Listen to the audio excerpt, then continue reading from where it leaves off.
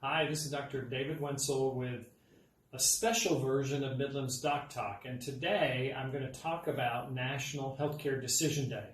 Now, normally that day is the day after Tax Day, but this year, because of the pandemic, Tax Day has been moved a couple months, but we're still celebrating National Healthcare Decision Day tomorrow, or April 16th. That is a day where you should review all of your advance directives, your living will, your medical power of attorney. You should discuss all of that stuff with your family. And today that's really even more important than it's ever been before, because it's really important that all of your loved ones, your friends and family, they know what your wishes would be should something happen to you. For instance, it's well known now that especially older people who do come in contact with or contract coronavirus ultimately have a lot of respiratory issues with it. And often decisions having to be made about whether they would be put on a ventilator to keep them breathing. If that's something that you would be okay with, you certainly need to let your family members know that. And if it's something you wouldn't want to have happen to you, you also need to let them know that. And the reason I say this is because oftentimes patients or people that we serve, they hesitate to make decisions like that because they're fearful of not getting the care that they should get, or fearful of talking about something because if you talk about it, you're going to make it happen, that sort of stuff, which none of that is really true.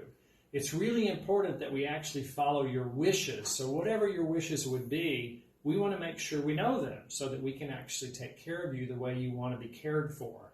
And so when we talk about National Healthcare Decision Day, it's really about making decisions about whether you would want to have cardiopulmonary resuscitation attempted on you or not, should you lose a pulse, whether you would want to be on a ventilator, should your respiratory status decline, whether you would want to have a feeding tube, and also with the respiratory status decline and ventilator and the feeding tube, would you want to have those things permanently if that's the only way you could remain living?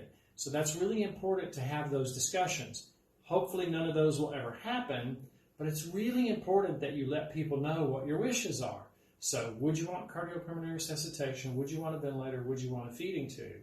And then ultimately, sometimes we have discussions with some of our patients, especially older, more frail patients, whether you would want to be hospitalized or not. Would you want to go to the hospital? I'm telling certainly all of my patients right now, the hospital is the last place you want to go right now unless you're really, really sick. Only because most of the hospitals now have at least a few cases of positive coronavirus in the hospital. There's patients there now who've contracted the virus, and so you don't want to get exposed to any of that. And so it's really important that you think through these decisions, and this time of year, National Healthcare Decision Day, the day after Tax Day, is the time to review that with all your family, with your friends, and certainly with the person you've designated to be your healthcare decision maker should something happen to you.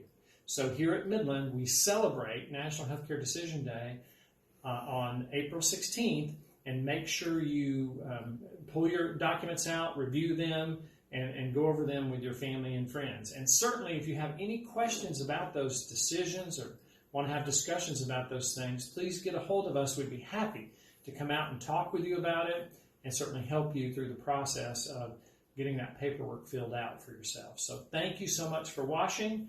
And this is sort of a special edition of Doc Talk around National Healthcare Decision Day. Thanks a lot.